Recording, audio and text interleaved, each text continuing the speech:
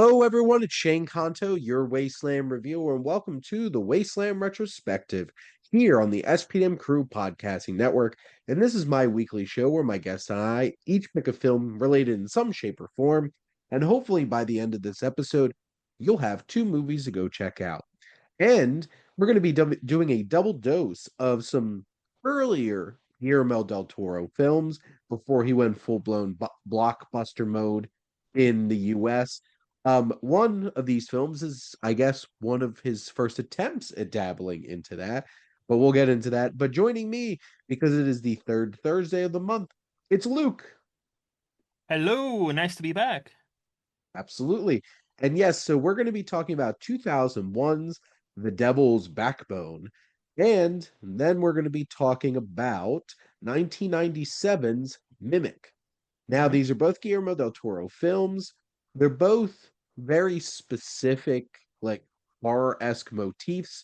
We have a ghost story and we have a creature feature. But one of these is basically Guillermo del Toro doing his thing. One of these is a studio getting all up in his business. So we'll Yes. see how we go with that. Now, we'll start off with the Devil's Backbone. So, after Carlos, a 12-year-old whose father has died in the Spanish Civil War, arrives at an ominous boys' orphanage, he discovers the school is haunted and has many dark secrets, which he must uncover. So, this isn't so like it's starring Marissa Paredes, Federico Lupi, or like two with the veteran cast of the film, but Guillermo del Toro directed this. But Luke, what were your general thoughts on The Devil's Backbone?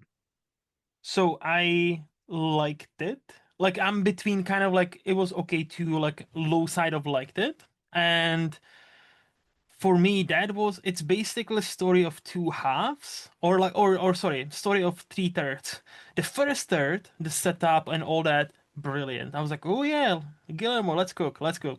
And then second half happened or second third, sorry, second act happens, and I'm like, did we need this? Like, I understand why it's here, but I feel like that kind of slows everything down a bit, and then like I don't think it gels. And then the third part happens, and I'm like, okay, like thematically it all is tied up very well, but I just don't think it works as much, or it worked for at least for me as much as I would love to have worked. So, but I still again liked it enough where I would recommend it. What about you, Shane? So I remember seeing this for the first time in film club actually in college Mm. because we used to have like regular meetings every other week, and then we would have the option for members to do their own series in the off weeks if people wanted to show up. And my buddy Matt, actually, who I've been friends with now for 15 years, we met in Nice. film club. He actually chose to do a double dose of horror film, like international horror films. And he hmm did The Devil's Backbone and Let the Right One In. Mm. And I was blown away by both of them because like I didn't have a whole lot of experience with international films hmm at that point. hmm Honestly, Alternative Film Club really helped with that. And this is indeed a ghost story, Yes. but it's really about which one it has this continuing thread of the Spanish Civil War that hmm keeps popping up in fascism. That's a motif of so many Guillermo del Toro films. It's this, it's Pan's Labyrinth, it's his Pinocchio, all dealing hmm with fascism. Yes. God damn fascists. Still dealing with them today. But you have those motifs. And then you have these very human elements. This is a coming of age story. It's about a kid dealing with bullying and making connections in this orphanage. And then it has these other elements, which like I can see where some might not feel as connected to some of the other elements. Like you have this couple that runs this place, and you have this douchebag who works there who wind like if something bad happens in this orphanage, it's this guy. Yes. Adultery, this guy. Murder, This right? guy. Like this guy. Um Theft. this guy, Mm-hmm. Public Enemy number one. And this is a kind of film that it has the atmosphere. It has that Guillermo del Toro vibe. You can definitely tell it's low budget with the special effects, but the ghost effects still are really creepy and eerie, and I like them. I feel like they Yes, fit the aesthetic well. 100%. Yeah. And, we've seen Del Toro do these things with bigger budgets later that Mm-hmm. are still really creepy and look really good. It just so Mm-hmm. happens that this he didn't have much money here. Yeah. And you could definitely tell this has his style, his look to the film and everything. And I don't know. I'm pretty charmed by Carlos's little journey. Mm-hmm. There's definitely shocking moments. Like this does not pull punches. Not everybody makes out of this situation okay. Mm-hmm. And there's pretty cathartic moments in it. But I guess let's start with some of the things I guess Luke that really like worked for you about the Mm-hmm. film. So, couple of things. First of all, I know we're not talking about this one, but let the right one in the Swedish version, the original, it's such an amazing movie. And I don't know if it's a hot take, but the American movie remake, many people I know like, it's mid. Like to me, it was such a mid movie. It was like, oh yeah, this is what Americans would do. Sorry, sorry, sorry. Not to stereotype How anybody, dare but you like, attack Matt I Reeves know. personally on that No, level? Matrix is great. Matrix is this, but I would argue, not argue. This is still by far his weakest movie. But we're not talking about this. No. Just to shout out another like Swedish great feature, vampire feature, not a ghost feature. Anyway, Mm. this movie, part of the thing, part of one of the reasons I still like it, even if the pieces of the puzzle do not necessarily fit in together for me at least, is Guillermo del Toro and his sense of direction, his sense of he this is a ghost story, but as he often puts it in his movies, the ghosts are not the monsters. So, and and this, it's a big theme. Like, we open and close this movie, this narration, and like, what is a ghost? Is it a person? Like, and like how you can be a ghost even without being dead. And the main antagonist, what's his name again? Jacinto? No, Jacinto? Yeah, Jacinto. Yeah. That's it's effectively, and this is I feel like on a rewatch it might improve. Effectively, this is a big part of his story, especially in the last 10-15 minutes when we learn more about him and how even like this due to everything that's happened to him and when he was little, he's been living but almost this ghost like where you know he has to steal the gold, he has to no well he kills a kid but it's an accident. I don't think the movie portrays it in a way where it's like I don't think he wanted to do that. Manslaughter. Yeah, but then obviously then he tied up the kid and threw him in that thingy majiggy, like it's a well but it's a fucking big well. Yes. So he threw him there. So I really like that thematically, like what does it mean to be ghost? That you don't have to be a ghost. You don't have to be dead to be a ghost.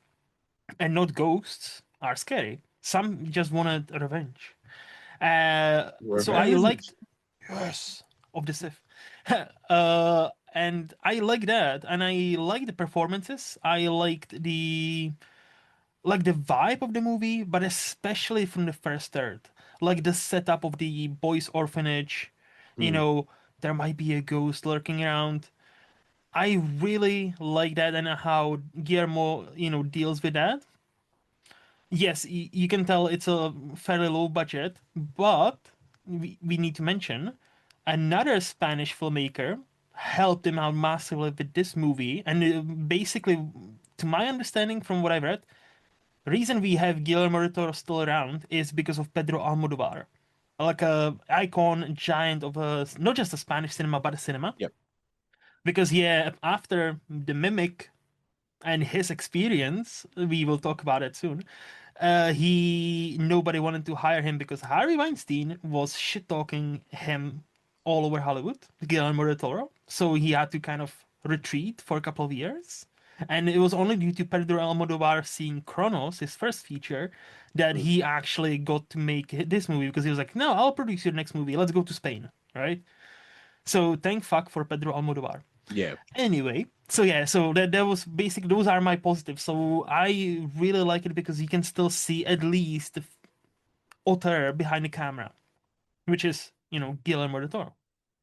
Which is interesting that you bring up Almodovar and his connection with Guillermo del Toro, because to make very clear, like Guillermo del Toro is one of like the big three Mexican filmmakers Yes. that had come out of like that time period Mm-hmm. together, and won 5 out of 6 directorial Oscars in a row, Yes. with him and Alfonso Cuarón and Alejandro González Iñárritu.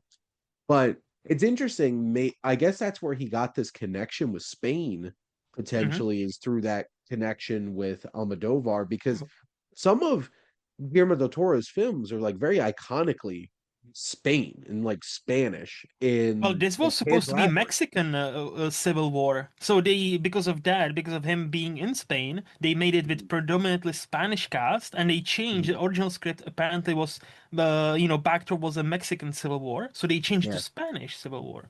Yep. Which then continued thematically into his Yep. other films, because like Pan's Labyrinth is very Yes. clearly and iconically about the Spanish Civil War and the rise of fascism and stuff like that. And this kind of feels like it walked so Pan's Labyrinth could run in Well, terms of some of those elements mhm. for sure. Well, Guillermo says, and he likes to say this a lot because he says this about his Pinocchio and now Frankenstein, that they are the same movie but a different side of the same coin. He Mhm. said that he views Devil's Backbone as a brotherly feature to Pan's Labyrinth, which is like a sisterly feature to the same conflict. So Yeah. he often so apparently he says, yeah, I see Devil's Backbone and Pan's Labyrinth, the masculine and feminine side of the same coin. And that's very clear and Mhm. pretty obvious. And obviously, this film deals with a lot of that, like growing masculinity and coming Mhm. of age, because this is very like clearly a boys' orphanage. Yeah, yeah. So you have all of those tensions between these young men, and we've seen how the trauma can materialize in negative ways through the Hmm. antagonist of this film, and who is continued to be used as an Hmm. adult in ways. You have that relationship that he has with Carmen, Hmm. and that feels pretty tragic to me in many ways. Honestly, on both ends of the coin, because you have this young man who's kind of just being used as meat, and Yep. this woman who's desperately trying to have that physical connection in the same way. And I think that I think it's an interesting dynamic that they add between Carmen and Dr. Caraceres.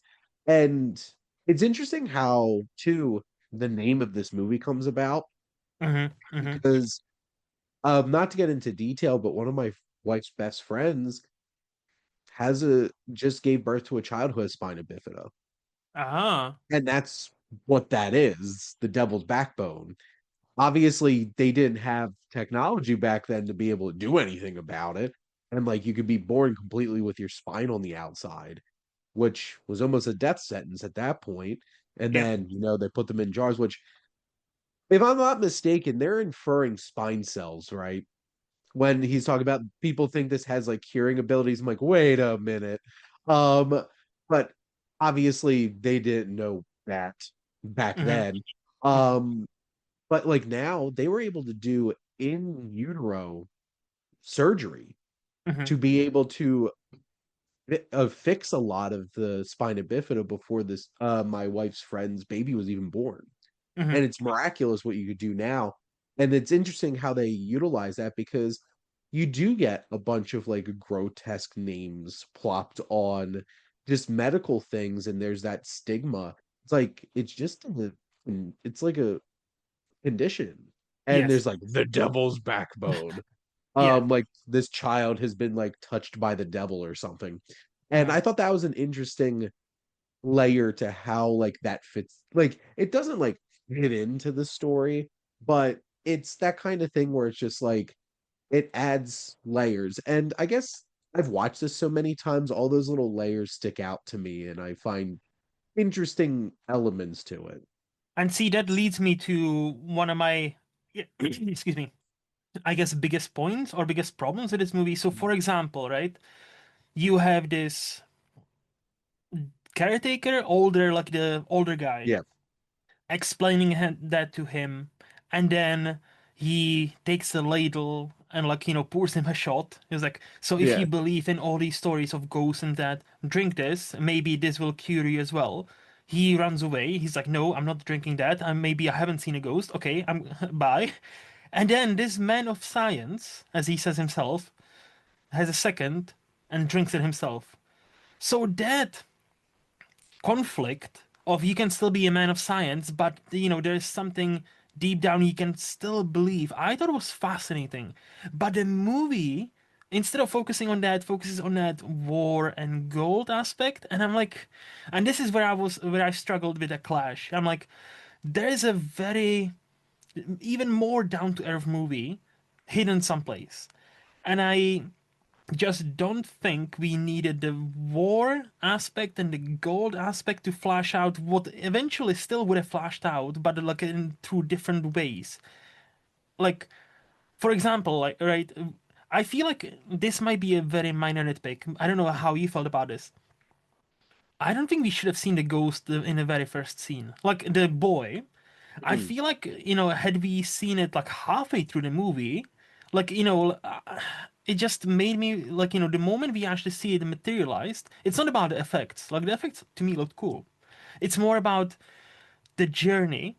And every time when we seen it materialize, like 15 minutes in, 20 minutes, I was like, well, but this kind of takes it slightly down just for me because then there's no tension. It's like, is there a ghost? Is there no not a ghost? Like, is that a metaphor for something? Oh no, and it's an actual ghost. Yeah, you can see it right there. He's standing right there. Who also cannot open doors. And I'm like, wait. There's a scene where he like runs away from him. He hides in a closet and he holds the thing. I'm like, wait, but it's a ghost. He can just materialize down next to him, right? No, apparently the doors cannot open doors. I'm like, okay, So choices. if this movie was really about the horror of like a ghost haunting people, Mm-hmm. I would probably agree with that point, Mm-hmm. but it's not. No, And it's not. It's not. But it obviously wants to like get in because he's trying to get in. So that well, scene kind of confused me. so I mean for the point of like us seeing the ghost so Okay. early. Okay. Oh, okay. Because the Okay. thing is, like, if this movie was actually like a horror film about like being scared Mm-hmm. by ghosts, Mm-hmm. sure. But to be fair, it's not really. And Yeah. that's the thing. All of Guillermo del Toro's films that are, you know, leveraging these horror iconic motifs and stuff like that are never actually about those Yeah. things.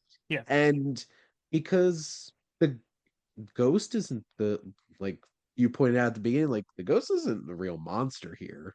Mm-hmm. And I think it's more of like this ghost is reaching out for help and connection. And I think sees something in young Carlos Mm-hmm. and where it's like Carlos could potentially help with this. And I think because the story is really about part of the story is really about this ghost finding solace and Yeah. being able to, move on from this. And I cared more about you do get a very satisfying closing of that loop. I didn't Yes. need this to be like it's still eerie enough. I didn't need it to be I think the film wants you to know there is a ghost from the beginning, like a Mm-hmm. literal Mm-hmm. ghost. Literal Mm-hmm. ghost exists.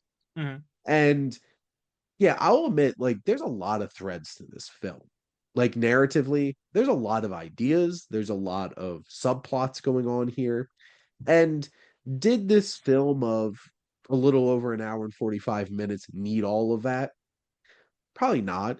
But I feel like there's enough humanity and layers injected to all of these things that I feel like for me, having seen this a few times, I feel like it does come together well in Hmm. terms of how it all converges. Hmm. But like, I have also never seen a film that is a little bit more leaned out and a little bit more focused on certain things. And, it does dive into all of like it does a lot of genre bending. It's like it turns into a bit of a heist film towards the end, but more from the obviously the victim's side of things. So like we're not Hmm. seeing this young man putting a team together who are also, unreliable and a bunch of assholes. Yeah. Um and I feel like the undercurrent of war is better suited in a film like this and better executed. It's still like I still feel like a film like Pan's Labyrinth is Hmm. like the really refined version of this kind of idea, but I don't think it's on like Gangs of New York level where it's just like, whoa, wait a minute. Why the hell are we swerving in the third act of this movie to be like, it's all about war? It's all been about war Hmm. the whole time. I Hmm. was like, no, it wasn't. Hmm. No, it was not. So I can see where you're coming from. I guess just from my experience with the film, I felt more invested in all those different elements, and I felt like I wanted to see where they all went, I guess. No, like, look, me too, and that's why I'm kind of maybe slightly harsh on it. But even though, again, I still liked it.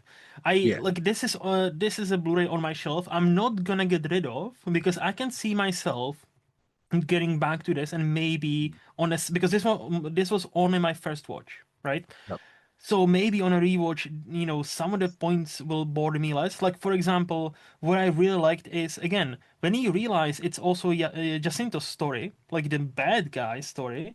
Yeah. That parallel is so obvious towards the end because when we see Carlos come in, he doesn't know he's gonna stay, and he just hears the car and he runs away. And then towards the end, they tell him, "Oh yeah, we're just gonna get check the car," and they run away from him, and he also runs away after the car. So he's literally at the same place as Carlos was at the beginning, except Carlos, wasn't too grumpy about it. Like he was grumpy for a bit, and then it's like, okay, let me make the best out of a bad situation. Whereas this, and again, this is all the ghost. Who is a ghost? What is a ghost? So I think, and that's why I said, like, I think thematically, it actually still works at the end, and I think that movie, and because of Guillermo del Toro, how he gets there, I really liked.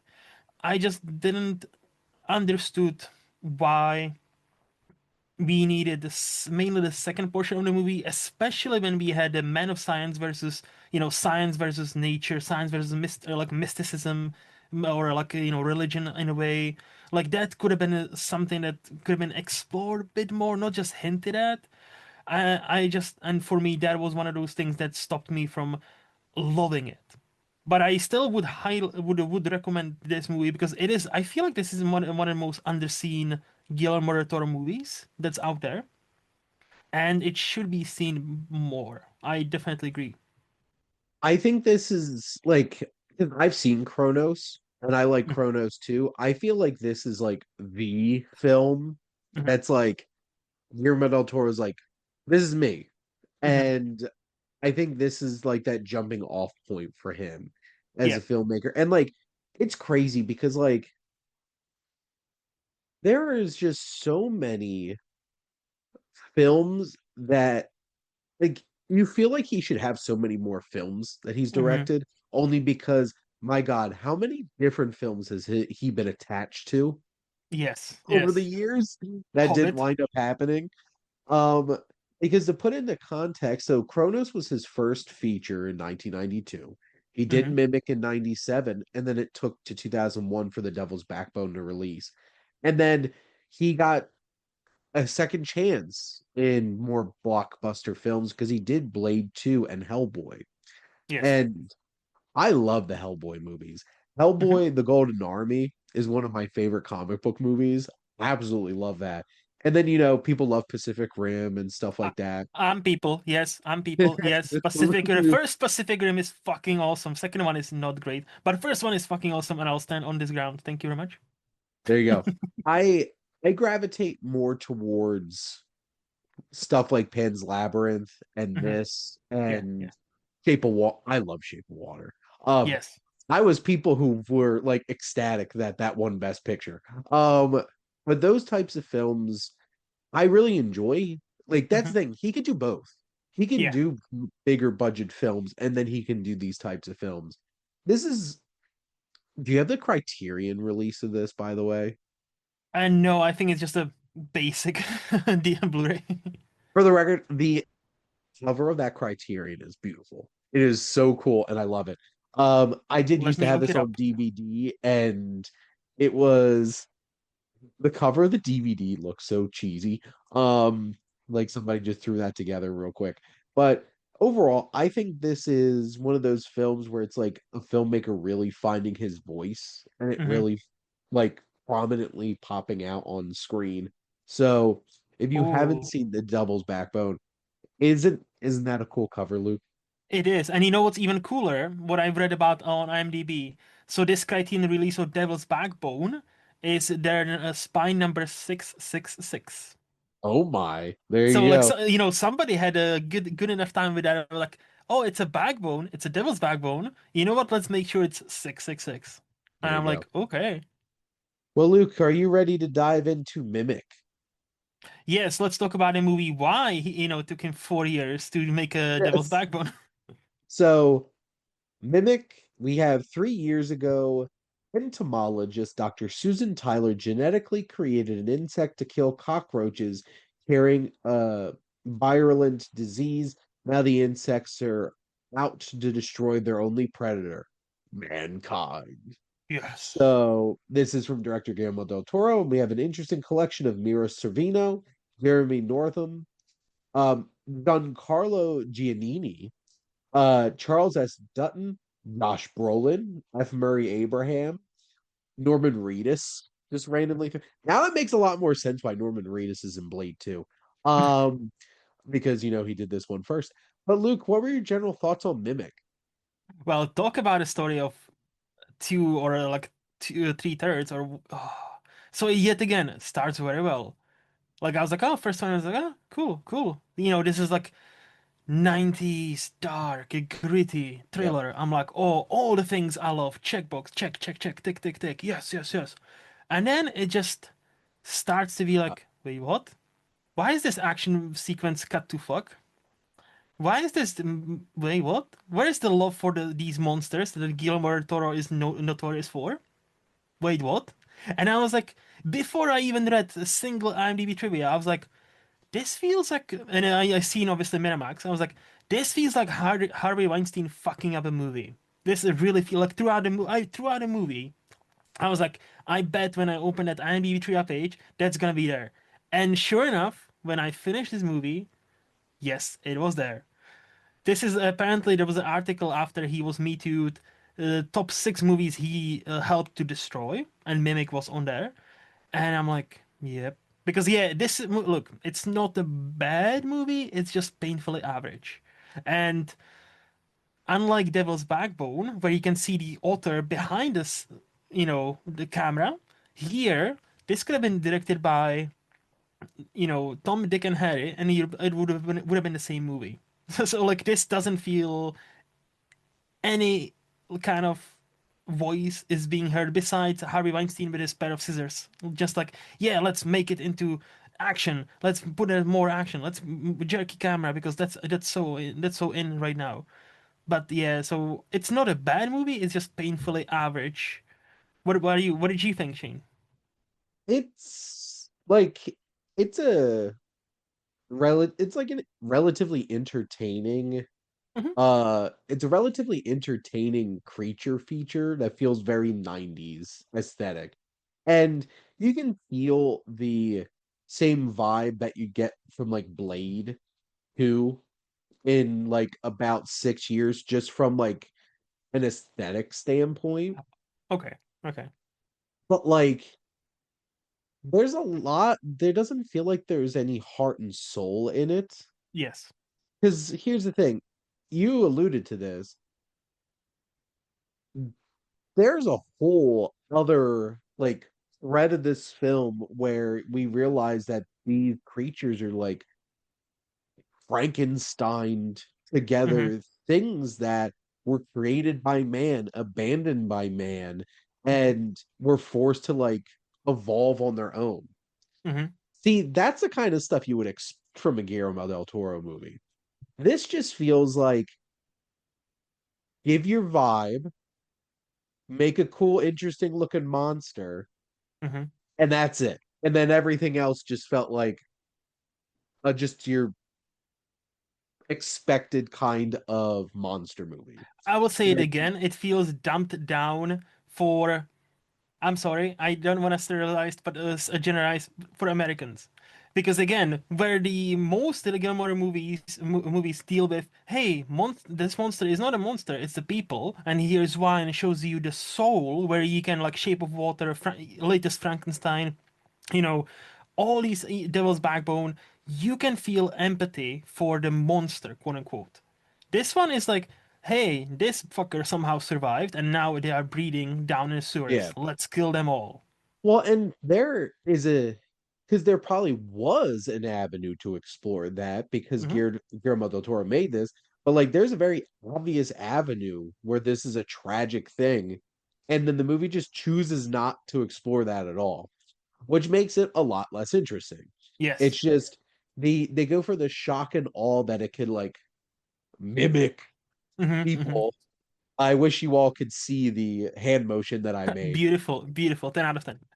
because like that was like the big moment where it's Hmm. just like they learn to mimic their predators, and then it's just like they fold the two things over and it makes a human face. It's like, why haven't we seen these before? It's like, but maybe we have. And it has that big reveal moment, and that type of scene is what you expect from a monster movie Hmm. that Hmm. doesn't have a lot of depth. That's what it was trying to sell. Like, these scary things have been lurking all along, instead Yeah. of, wow, this is a tragic thing that these creatures were abandoned by their creator and just left in the sewers. Hmm. And so the creatures do look cool Yeah. relatively. I know they leaned a lot more into CGI in this movie because like they had to show them flying and stuff like that. Yeah. Um, some of those It's moments don't okay. look the best. Yeah. Like, it's okay. Um, I don't it's not many of the characters felt particularly fleshed out in a No. way that I felt much for them. They felt pretty basically like, oh, she wants to be a mother. Hmm. And that's just like the bare minimum amount for us to be like, oh, we feel for her. And there could have been so much more explored in that kind of way. You know, it's a movie that did this much better. Hmm. Aliens. Yeah.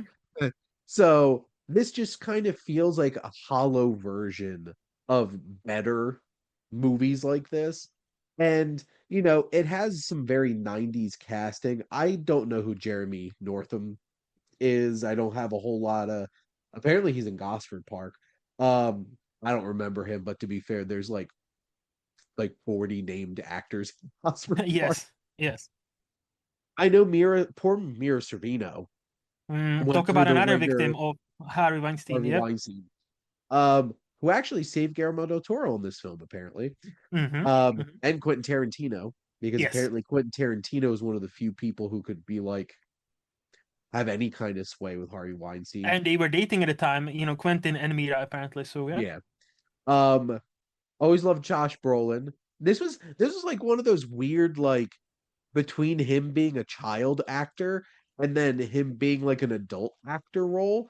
And I'm But he like, looks like a child still. Like I was like, oh, very young Josh Brolin just is it's here. I was like, babyface what the Josh Brolin, fuck? except he still has like deep Josh Brolin Yes, voice. He's got his And mannerism, he's got his voice, but he looks like I was like, this looks almost like a deep fake because we are so used to how Josh Brolin looks now, right? And it's like, holy shit, that looks almost unnerving to see him that young. well, because I don't know. I feel like in my brain, he Hmm. jumps from Goonies to like Milk. Thanos. Well, like I've seen him in other things No, before, yeah, of course, of course. Avengers stuff, but like I legitimately like I if you ask me, I would have to really think if I could think of anything between Goonies coming out Hmm. and Milk. And that's like 20 years. So like it was actually really weird seeing him pop up in this. And there's some good character actors. Like Giancarlo Giannini is like a much bigger Italian actor. And I know he's popped up in, he had a big role in Casino Royale and Quantum of Solace, Man of Fire. He was in Hannibal. And like he just relegated to being like a scared dad. Like he wants to find his child. Hmm. Charles S. Dutton. I think he's a great character actor. I enjoy seeing him pop up in things. He's the sheriff from A Time to Kill, which I've watched so many times at this point. And like he's like big energy angry guy basically in this movie. And then Yeah. you like occasionally get F. Murray Abraham who gets to drop some like sage wisdom as a scientist and stuff like that. Like there's not enough character. There's not Hmm. enough fleshing out of this creature.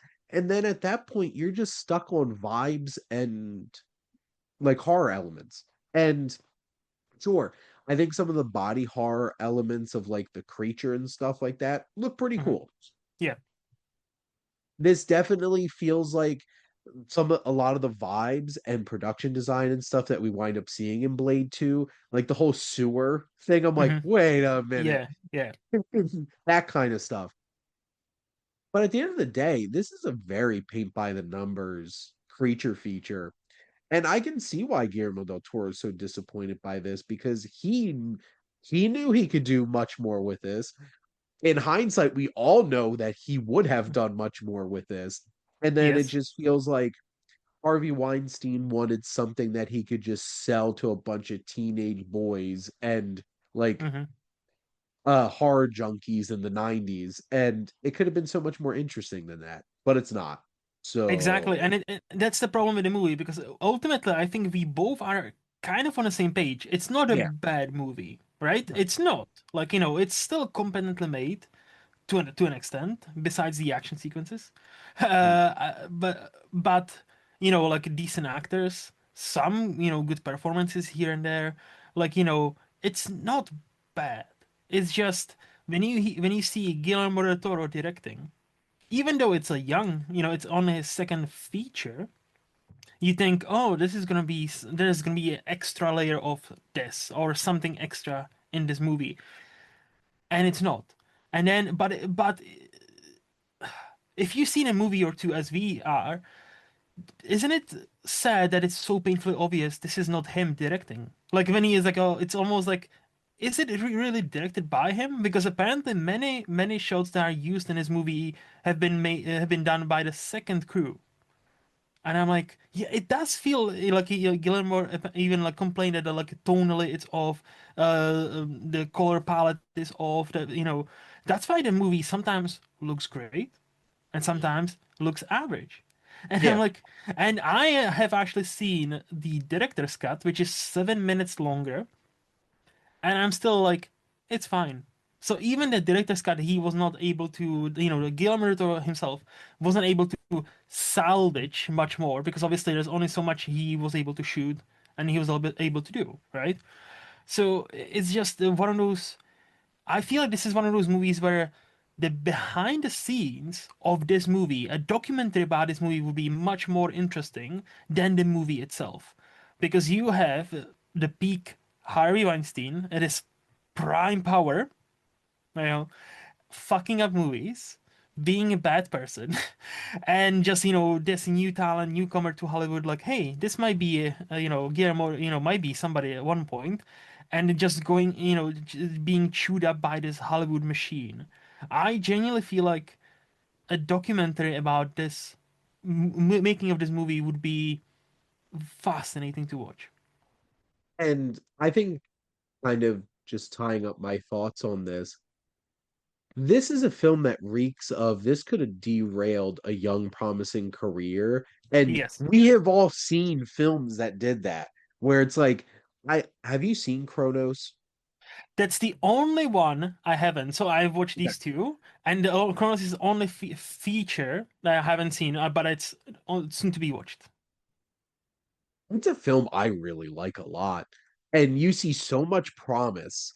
And you can tell, like, wow, this was something that grabbed people's attention. And then he Hmm. got a studio film. Yep. And then the studio killed him. And you would expect that, like so many other people, he would never bounce back from that. But thank you, Almodovar, That's why for I mentioned yeah, that. That's for why I mentioned making because like if it wasn't for him, genuinely like this could have been hey, this could have been a decent guy, but oh well, didn't work out for him in Hollywood, and he would retreat back to like Mexico and just make Mexican movies, probably great Mexican movies, but wouldn't have that big of a stage, right?